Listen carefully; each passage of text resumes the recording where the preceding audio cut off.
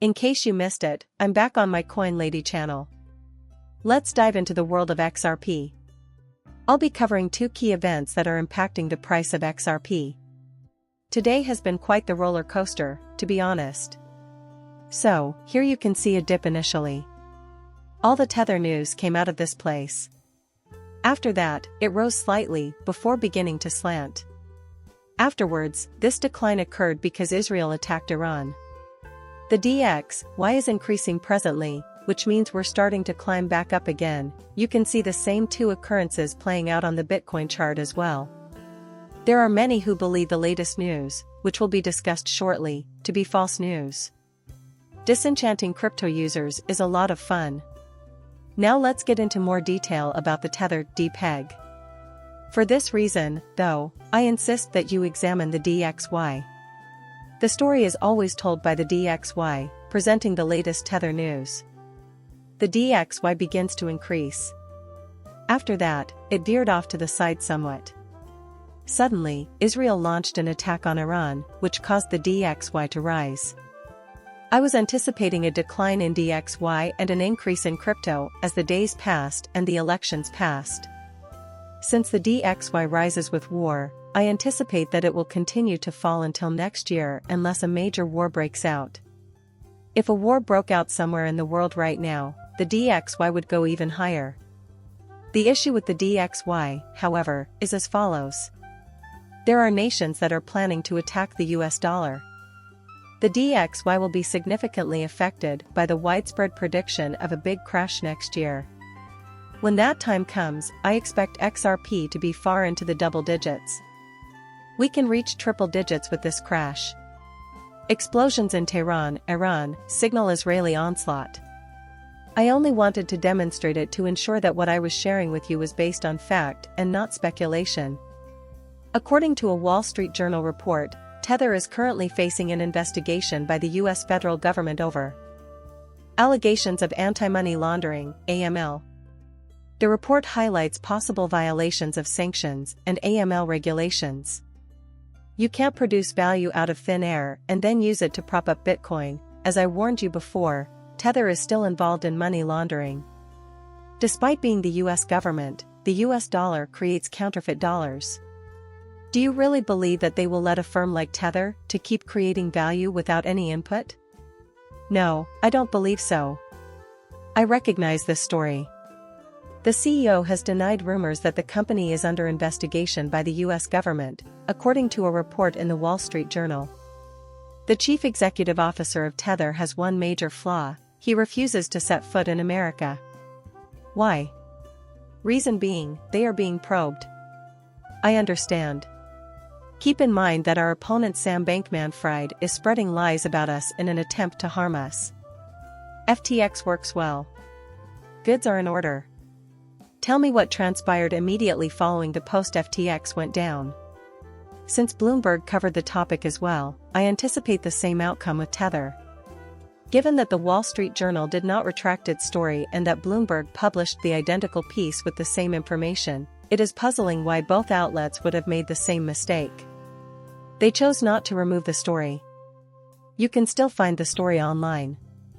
The Black Swan capitalists are predicting a flood of capital into stable coins created by Ripple, USD, and RL now that Tether has lost its peg again after evading numerous US government-affiliated financial audits.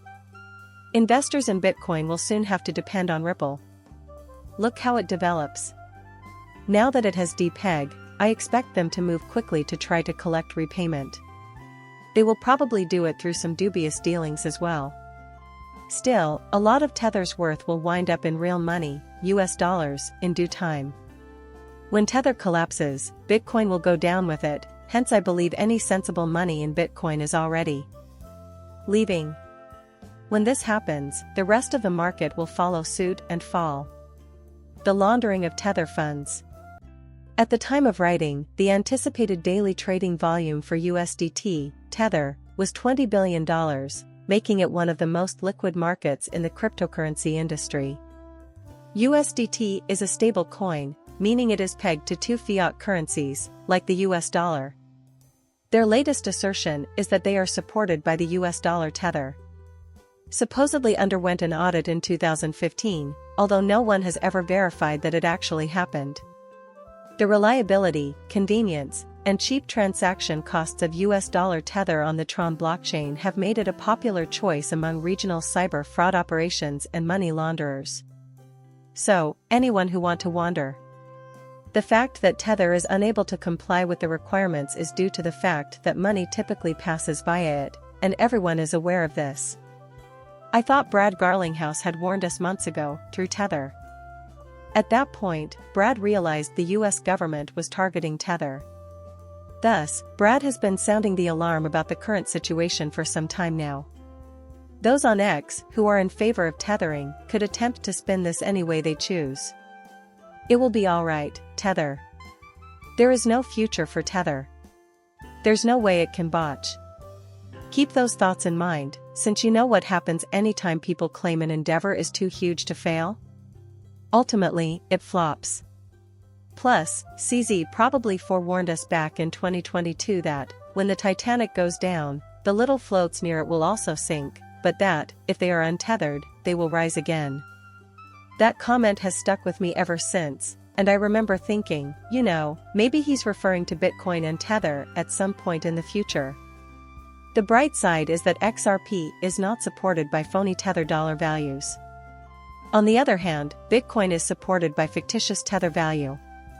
Are you aware of the current value of Tether in relation to the price of Bitcoin? There is a lot of fictitious value in Bitcoin, if not more, and Ethereum, so if Tether completely fails, Bitcoin's value might go below $15,000. As a result, I anticipate a long and painful crash for Bitcoin as a result of Tether. They need to recover that value because if they don't, Bitcoin's credibility will plummet. The excitement will have died down. As I mentioned before, the intelligent investment community will already have XRP or XDC in their portfolios. I think other cryptocurrencies will recover fast, but Bitcoin could take years to reach its current value, so people will want to put their money into something that will actually grow in value.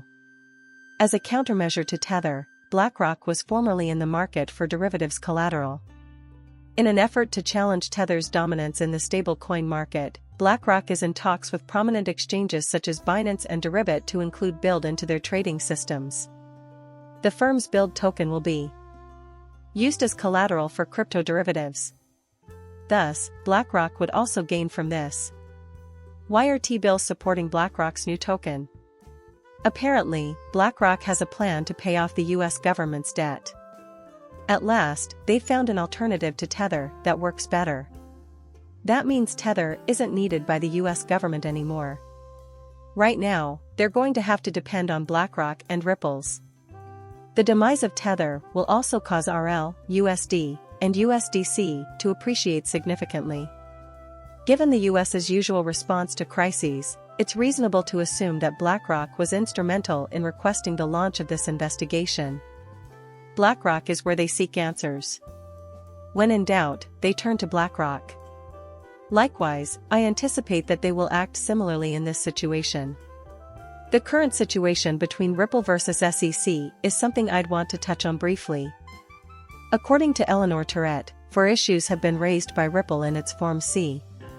These include the following: the need for an explicit contract in an investment contract under the Securities Act, fair notice, defense, and clarity regarding the injunction, and the right to profits from institutional sales of XRP and post-sale obligations.